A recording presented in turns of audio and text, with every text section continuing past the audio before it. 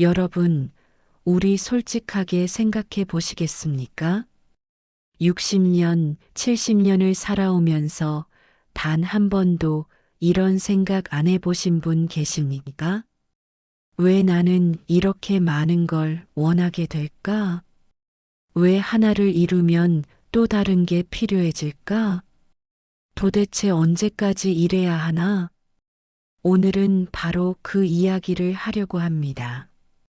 젊었을 때는 몰랐던 것들, 나이가 들어서야 보이는 것들, 우리가 평생 붙잡고 살아온 욕망이라는 것의 정체, 그리고 그 욕망에서 조금이라도 자유로워질 수 있는 방법.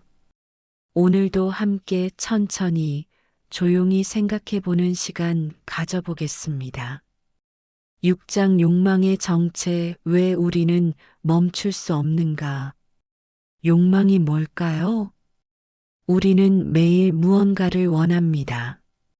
더 나은 집, 더 많은 돈, 더 좋은 관계, 더 건강한 몸. 이런 것들을 원하는 게 당연하다고 생각합니다. 하지만 왜 원하는 걸까요? 누가 원하라고 시킨 건 아닙니다. 그냥 원하게 됩니다. 아침에 눈을 뜨면 이미 뭔가를 원하고 있습니다. 오늘은 뭘 해야 하지, 뭘 먹어야 하지, 뭘 사야 하지. 끊임없이 무언가를 원합니다. 쇼펜하우어는 이 욕망의 정체를 이렇게 설명합니다.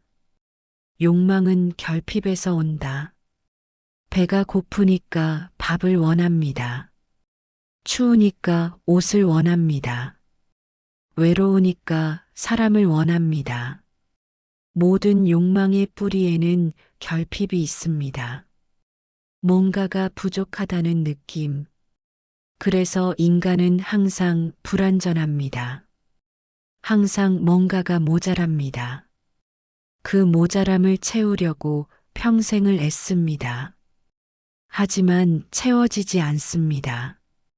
왜냐하면 하나를 채우면 다른 결핍이 생기기 때문입니다. 배고픔을 해결하면 이번에는 졸음이 옵니다. 졸음을 해결하면 이번에는 심심함이 옵니다. 심심함을 해결하면 이번에는 불안함이 옵니다. 끝이 없습니다.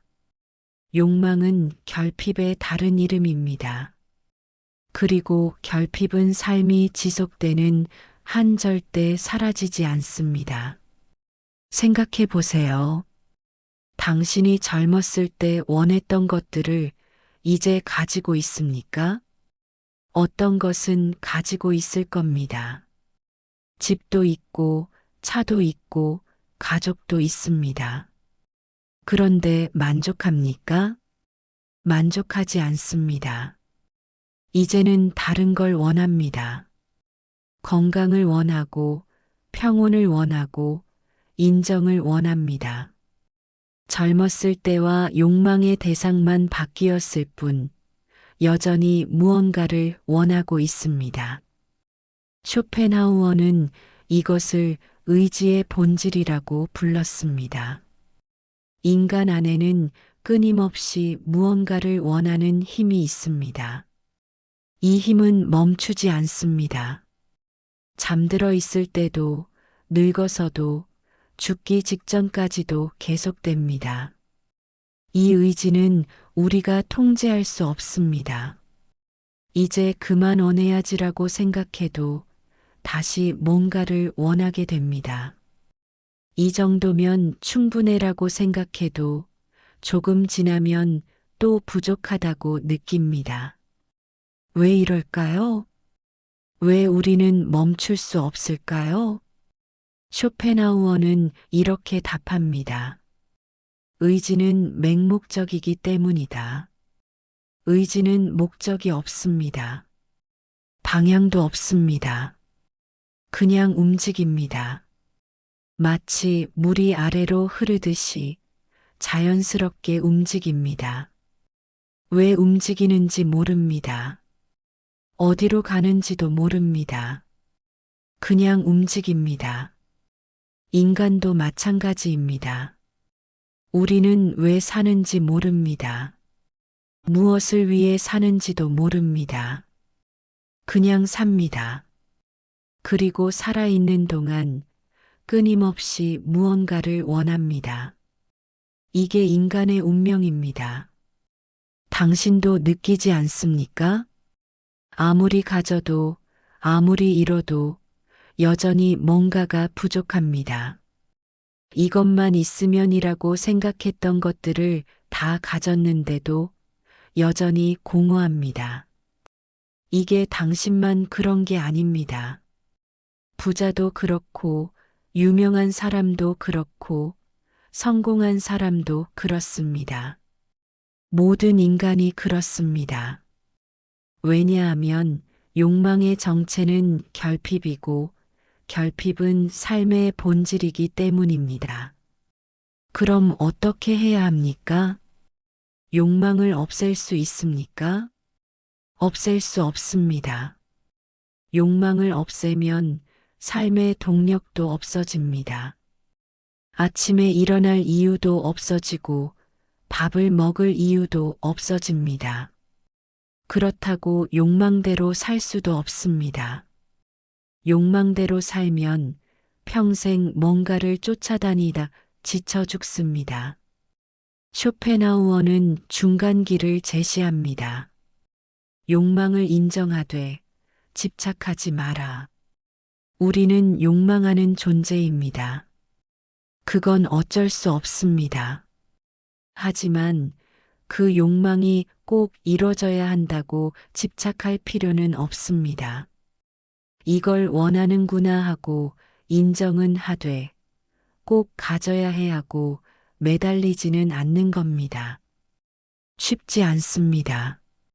평생 욕망대로 살아온 사람에게 갑자기 집착하지 말라는 건 너무 어려운 말입니다. 하지만 시도는 해볼 수 있습니다. 이걸 원하지만 안 되면 어쩔 수 없지.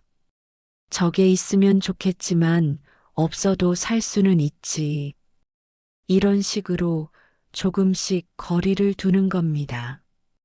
욕망과 나 사이에 공간을 만드는 겁니다. 욕망이 나를 끌고 가는 게 아니라 내가 욕망을 바라보는 겁니다. 이게 쇼펜하우어가 말한 관조입니다. 욕망에서 한 발짝 물러서서 그것을 바라보는 것. 마치 강물을 바라보듯이 욕망이 흐르는 걸 그냥 바라보는 것. 그러면 조금은 자유로워질 수 있습니다. 완전히 자유로워질 수는 없습니다. 그건 불가능합니다. 하지만 조금은 덜 끌려다닐 수 있습니다. 욕망의 정체는 결핍입니다. 그리고 결핍은 삶이 있는 한 사라지지 않습니다. 그러니 욕망도 사라지지 않습니다. 이걸 인정하는 것. 그게 인생 후반을 덜 괴롭게 사는 방법입니다. 고통의 구조 왜 삶은 기본적으로 괴로운가? 삶은 왜 괴로울까요? 누구나 한 번쯤 이런 질문을 던져봤을 겁니다. 특히 힘들 때, 지칠 때, 모든 게 잘 안 풀릴 때, 왜 나만 이렇게 힘들까? 왜 삶은 이렇게 괴로울까 하고 생각했을 겁니다. 쇼펜하우어는 이 질문에 대해 아주 명확하게 답합니다. 삶은 본질적으로 고통이다. 가끔 괴로운 게 아니라 기본적으로 괴롭다는 겁니다. 행복이 기본이고 고통이 예외가 아니라 고통이 기본이고 행복이 예외라는 겁니다. 처음 들으면 너무 비관적으로 들립니다. 하지만 우리 솔직히 생각해 봅시다. 60년, 70년을 살아보니 어떻습니까? 행복했던 날이 많습니까? 아니면 힘들었던 날이 많습니까? 대부분은 그냥 평범한 날들이었을 겁니다. 특별히 행복하지도, 특별히 불행하지도 않은. 하지만 조금 더 자세히 들여다보면 그 평범한 날들도 사실은 조금씩 힘들었습니다. 아침에 일어나기 싫었고, 출근하기 싫었고, 일하기 싫었습니다. 몸은 피곤했고, 마음은 무거웠습니다. 그냥 버텼을 뿐입니다. 가끔 좋은 일이 생기면 잠깐 기뻤습니다. 승진했을 때, 상여금 받았을 때, 자식이 상 받았을 때. 하지만 그 기쁨은 오래가지 않았습니다. 며칠, 길어야 몇 주. 그러고 나면 다시 일상으로 돌아왔습니다. 그리고 일상은 기본적으로 괴로웠습니다. 왜 이럴까요? 쇼펜하우어는 이렇게 설명합니다. 고통은 적극적이고 행복은 소극적이다. 무슨 뜻일까요? 고통은 실제로 존재합니다. 아프면 아픈 겁니다. 배고프면 배고픈 겁니다. 외로우면 외로운 겁니다. 확실하게 느껴집니다. 하지만 행복은 다릅니다. 행복은 고통이 없는 상태일 뿐입니다. 배가 안 고프면 행복합니다. 아프지 않으면 행복합니다. 외롭지 않으면 행복합니다. 행복 그 자체는 없습니다. 다만 고통이 없어서 행복하다고 느끼는 겁니다. 생각해 보세요. 건강할 때는 건강의 고마움을 모릅니다. 당연하게 여깁니다.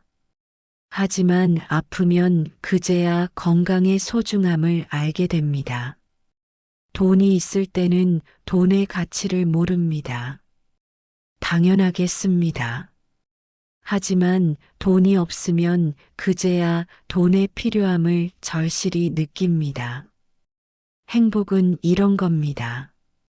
있을 때는 느껴지지 않고 없을 때만 그리워지는 것. 그래서 쇼펜하우어는 말합니다. 우리는 잃어버린 것의 가치는 알지만 가진 것의 가치는 모른다. 맞는 말입니다. 젊었을 때는 건강의 소중함을 몰랐습니다. 밤을 새워도 괜찮았고 무리해도 괜찮았습니다.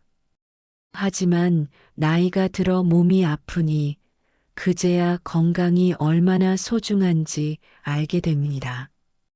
친구가 있을 때는 그 소중함을 몰랐습니다. 언제든 만날 수 있다고 생각했습니다.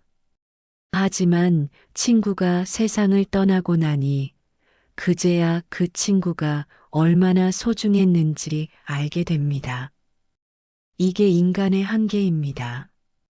가진 것의 가치는 모르고 잃어버린 것의 가치만 아는 것. 그래서 우리는 항상 불만족스럽습니다. 지금 가진 것은 당연하게 여기고 없는 것만 아쉬워합니다. 쇼펜하우어는 이것을 고통의 구조라고 불렀습니다. 삶은 기본적으로 고통으로 이루어져 있습니다. 배고픔, 피곤함, 외로움, 불안, 걱정. 이런 것들이 기본입니다. 그리고 가끔, 아주 가끔, 이런 고통들이 잠시 사라집니다. 그 순간을 우리는 행복이라고 부릅니다. 하지만 그 행복은 오래가지 않습니다. 곧 다시 고통이 돌아옵니다. 왜냐하면 고통이 기본이기 때문입니다. 당신도 경험해 봤을 겁니다. 아무 문제 없이 하루를 보내면 그냥 평범한 날이라고 생각합니다. 특별히 행복하다고 느끼지 않습니다. 하지만 갑자기 문제가 생기면 즉시 불행하다고 느낍니다. 왜 이럴까요? 왜 좋은 일은 당연하게 여기고 나쁜 일은 민감하게 반응할까요? 쇼펜하우어는 답합니다. 왜냐하면 고통이 본질이고 행복은 예외이기 때문이다. 삶의 기본 상태는 고통입니다. 불편함, 결핍, 불안. 이게 기본입니다. 그래서 고통이 생기면 원래대로 돌아왔구나 하고 받아들입니다. 놀랍지 않습니다. 하지만 행복이 오면 예외적인 일이 생겼구나 하고 놀랍니다. 기뻐합니다. 그러나 예외는 오래가지 않습니다. 곧 원래 상태로 돌아갑니다. 이게 삶의 구조입니다. 그럼 어떻게 해야 합니까? 고통을 없앨 수 있습니까? 없앨 수 없습니다. 고통은 삶의 본질이기 때문입니다. 살아있는 한 고통은 사라지지 않습니다. 하지만 고통을 대하는 태도는 바꿀 수 있습니다. 쇼펜하우어는 이렇게 조언합니다. 고통을 예외가 아니라 당연한 것으로 받아들여라. 아프면, 아, 나이가 들었으니 당연하지 하고 받아들이는 겁니다. 외로우면, 나이 들면 다들 외로운 거지 하고 받아들이는 겁니다. 돈이 부족하면 은퇴했으니 당연하지 하고 받아들이는 겁니다. 이렇게 받아들이면 조금은 덜 괴롭습니다. 왜 나만 이럴까 하고 분노하지 않게 됩니다. 내가 뭘 잘못했을까 하고 자책하지 않게 됩니다. 그냥 원래 그런 거구나 하고 받아들이게 됩니다. 고통의 구조는 바꿀 수 없습니다. 삶은 기본적으로 괴롭습니다. 하지만 그 사실을 받아들이면 조금은 덜 괴로워집니다. 욕망 충족의 역설 이루고 나면 왜 공허할까? 이상한 일입니다. 뭔가를 간절히 원할 때는 그것만 이루면 정말 행복할 것 같습니다. 저것만 되면 나는 만족할 거야. 저것만 생기면 더 이상 바랄 게 없을 거야. 이렇게 생각하며 애씁니다. 몇 년, 어쩌면 십몇 년을 노력합니다. 그리고 드디어 이룹니다. 그날 정말 기쁩니다. 가슴이 뜁니다. 드디어 해냈구나 하며 감격합니다. 하지만 얼마나 갑니까? 며칠? 몇 주? 길어야 몇 달? 그러고 나면 다시 일상으로 돌아옵니다. 그리고 이상한 느낌이 듭니다. 이게 다야? 이걸 위해 그렇게 애썼는데 이게 다야? 공허함이 밀려옵니다. 왜 이럴까요? 왜 이루고 나면 공허할까요? 쇼펜하우어는 이것을 욕망 충족의 역설이라고 불렀습니다. 우리는 욕망이 충족되면 행복할 거라고 믿습니다. 하지만 실제로 충족되면 행복은 잠깐이고 공허함이 찾아옵니다. 왜냐하면 욕망 자체가 우리를 살아있게 만드는 힘이기 때문입니다. 뭔가를 원할 때 우리는 긴장합니다. 집중합니다. 에너지가 생깁니다. 꼭 이뤄야 해라는 생각이 우리를 움직이게 만듭니다. 하지만 이루고 나면 그 긴장이 풀립니다. 에너지가 사라집니다. 그리고 허전함이 남습니다. 생각해 보세요. 당신이 젊었을 때 집을 사는 게 꿈이었습니다. 내 집만 있으면 정말 행복할 거야. 그렇게 생각하며 십몇 년을 모았습니다. 온갖 희생을 하며 돈을 모았습니다. 그리고 드디어 집을 샀습니다. 그날 정말 기뻤습니다. 이제 내 집이 생겼구나 하며 감격했습니다. 하지만 얼마 안 가서 익숙해졌습니다. 집이 있는 게 당연해졌습니다. 더 이상 특별하지 않았습니다. 그리고 이런 생각이 들었습니다. 이 집은 좀 작네. 이 동네는 좀 그렇네. 더 큰 집으로 이사 갈까? 욕망이 다시 생깁니다. 이게 쇼펜하우어가 말한 욕망의 끝없는 순환입니다. 욕망, 노력, 충족, 공허, 새로운 욕망. 이 순환은 절대 끝나지 않습니다. 왜냐하면 인간은 욕망 없이는 살 수 없기 때문입니다. 욕망이 사라지면 삶의 의미도 사라집니다. 그래서 역설적이게도 우리는 공허함을 견디지 못하고 다시 욕망을 찾습니다. 새로운 목표를 만들고 새로운 꿈을 꾸고 새로운 것을 원하기 시작합니다. 그리고 다시 그것을 향해 달려갑니다. 이루고 나면 또 공허하다는 걸 알면서도 계속 달려갑니다. 왜냐하면 공허함보다는 욕망이 낫기 때문입니다. 적어도 욕망이 있을 때는 살아있다는 느낌이 듭니다. 쇼펜하우어는 이렇게 말했습니다. 인생은 진자운동과 같다. 고통과 권태 사이를 왔다 갔다 할 뿐이다. 욕망이 충족되지 않으면 고통스럽습니다.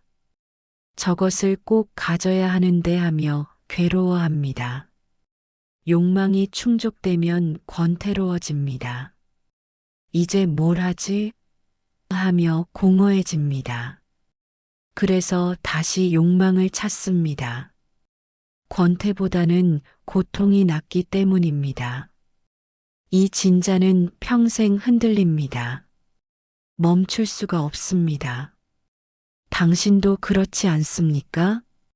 평생 뭔가를 이루기 위해 달려왔습니다. 이루면 잠깐 기뻤다가 곧 다시 공허해졌습니다. 그래서 또 다른 것을 찾았습니다. 이 과정을 수십 번, 어쩌면 수백 번 반복했습니다.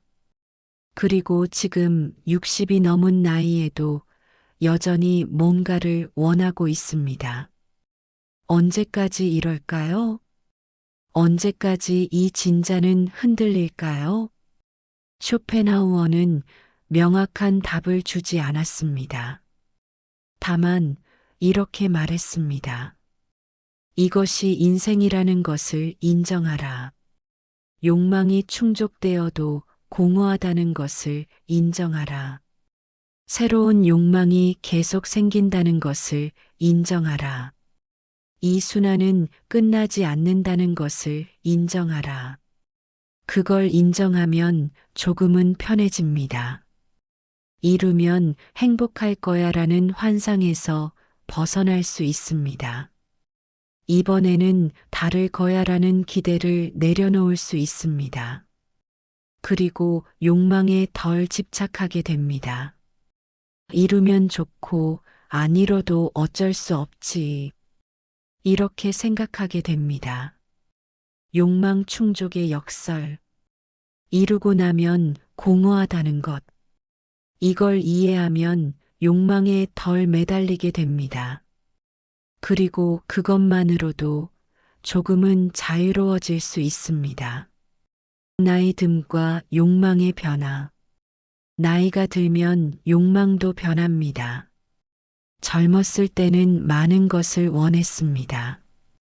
좋은 직장, 높은 연봉, 큰 집, 좋은 차, 명품, 여행, 인정, 권력. 끝없이 원했습니다. 그리고 그것들을 위해 달렸습니다. 밤낮 없이 일했고 온갖 희생을 했습니다. 하지만 나이가 들수록 욕망이 줄어듭니다. 60이 넘으면 더 이상 승진을 바라지 않습니다.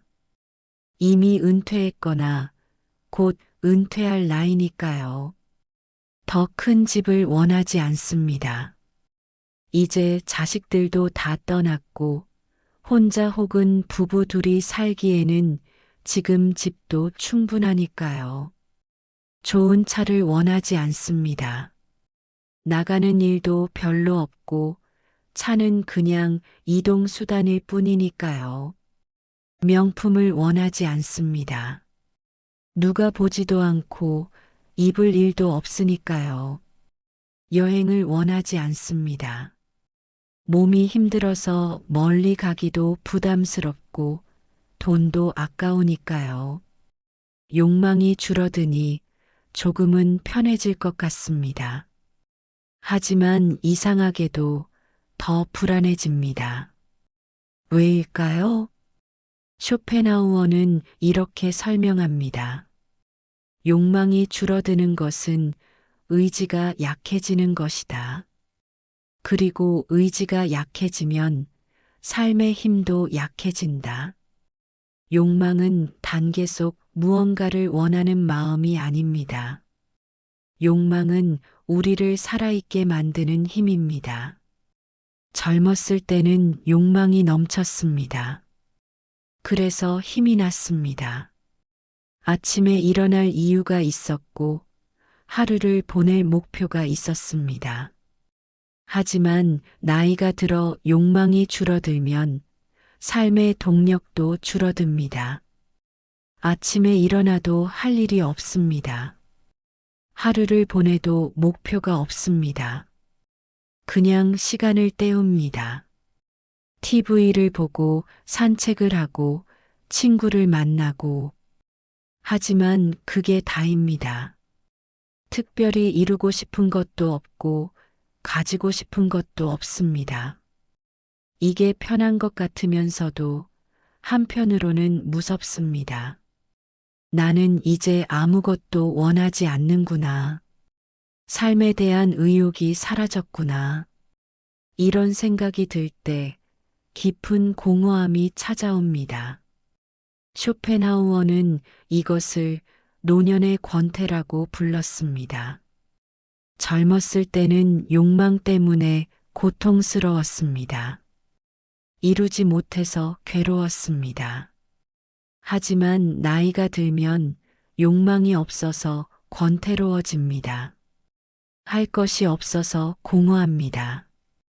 어느 쪽이 더 나쁠까요? 쇼펜하우어는 답합니다. 권태가 고통보다 더 견디기 어렵다. 고통은 적어도 살아있다는 증거입니다. 뭔가를 원한다는 것, 그것이 고통스럽더라도 살아있다는 뜻입니다. 하지만 권태는 죽은 것과 다름없습니다. 아무것도 원하지 않는다는 것, 그것은 살아있어도 죽은 것과 같습니다. 그래서 노인들이 우울해지는 겁니다. 욕망이 사라지면서 삶의 의미도 사라지기 때문입니다. 당신도 느끼지 않습니까? 예전에는 뭔가를 이루려고 했습니다. 힘들었지만 적어도 목표가 있었습니다. 하지만 지금은 이룰 것도 없고 원하는 것도 없습니다. 그냥 하루하루를 살아갑니다. 이게 편한 것 같으면서도 허전합니다. 그럼 어떻게 해야 합니까? 욕망을 다시 만들어야 합니까? 억지로 뭔가를 원해야 합니까? 쇼펜하우어는 다른 길을 제시합니다. 작은 욕망으로 만족하라. 큰 욕망은 사라져도 괜찮습니다. 승진, 부, 명예 같은 큰 욕망은 이제 필요 없습니다. 하지만 작은 욕망은 있어야 합니다. 오늘 맛있는 밥을 먹고 싶다는 욕망. 날씨 좋은 날 산책을 하고 싶다는 욕망. 좋아하는 드라마를 보고 싶다는 욕망. 오래된 친구와 차 한잔 하고 싶다는 욕망. 이런 작은 욕망들이 있어야 합니다. 이런 욕망들이 하루를 살아가게 만듭니다. 크지 않아도 됩니다. 거창하지 않아도 됩니다. 다만 오늘 하루를 살아갈 이유만 있으면 됩니다. 나이 듦과 함께 욕망이 변하는 건 자연스러운 일입니다. 큰 욕망이 사라지는 것을 슬퍼할 필요는 없습니다. 대신 작은 욕망들을 소중히 여기면 됩니다. 그 작은 욕망들이 당신의 하루를 채워줄 겁니다. 10장 체념은 패배가 아니다. 체념. 이 단어를 들으면 어떤 생각이 듭니까? 아마 부정적인 느낌일 겁니다. 포기하다, 굴복하다, 패배하다, 이런 의미로 들릴 겁니다. 우리는 체념을 나쁜 것으로 배워왔습니다. 포기하지 마라, 끝까지 노력해라, 체념은 패배자의 변명이다, 이렇게 배웠습니다. 그래서 평생 체념하지 않으려고 애썼습니다. 힘들어도 참았고 안 되는데도 계속 시도했습니다. 이번에는 될 거야, 조금만 더 하면 될 거야 하며 버텼습니다. 하지만 되지 않았습니다. 어떤 것들은 끝내 되지 않았습니다. 그리고 지금 60이 넘은 나이에 이제는 인정할 때가 됐습니다. 안 되는 건 안 되는 겁니다. 바꿀 수 없는 건 바꿀 수 없는 겁니다. 이걸 인정하는 것, 그게 체념입니다. 쇼펜하우어는 체념을 다르게 봅니다. 체념은 패배가 아니라 지혜다. 체념은 현실을 있는 그대로 받아들이는 것입니다. 되지 않는 것을 되지 않는다고 인정하는 것입니다. 바꿀 수 없는 것을 바꿀 수 없다고 받아들이는 것입니다. 이게 패배입니까? 아닙니다. 오히려 용기입니다.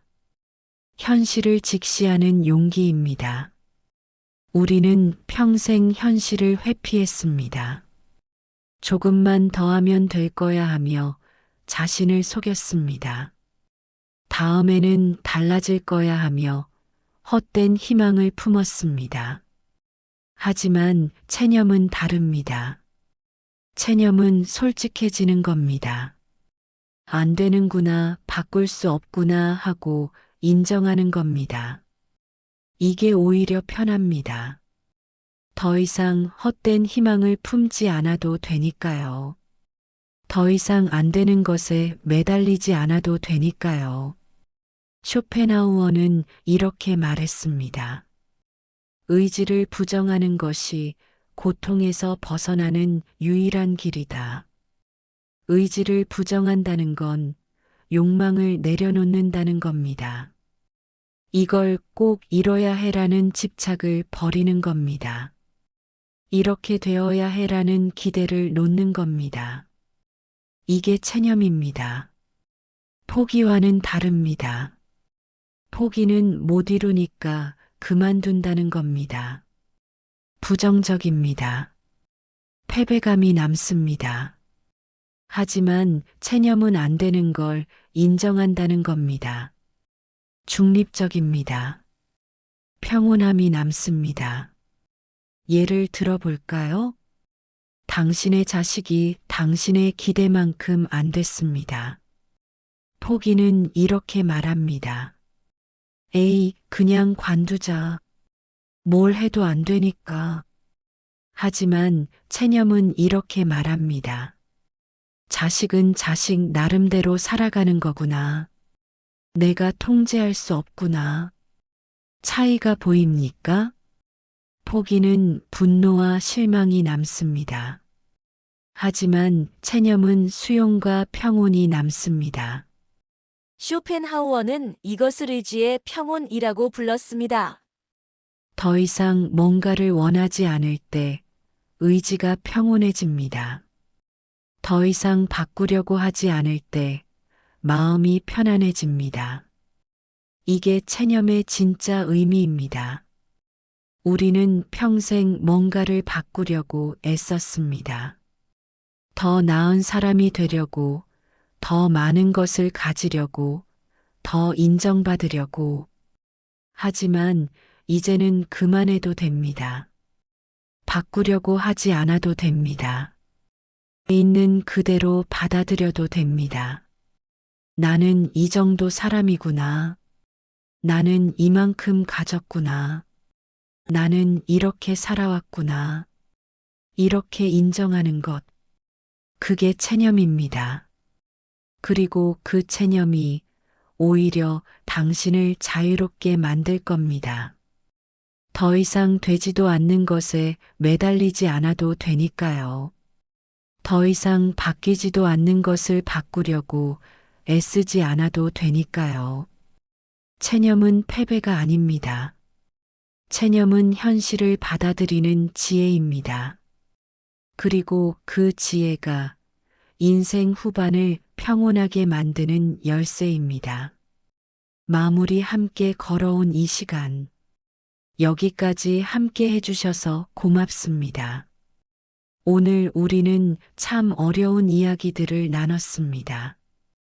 욕망의 정체, 고통의 구조, 이루어도 공허한 이유, 나이듦과 함께 변하는 마음, 그리고 체념이라는 지혜. 쉽지 않은 내용이었을 겁니다. 하지만 이 모든 이야기의 핵심은 하나입니다.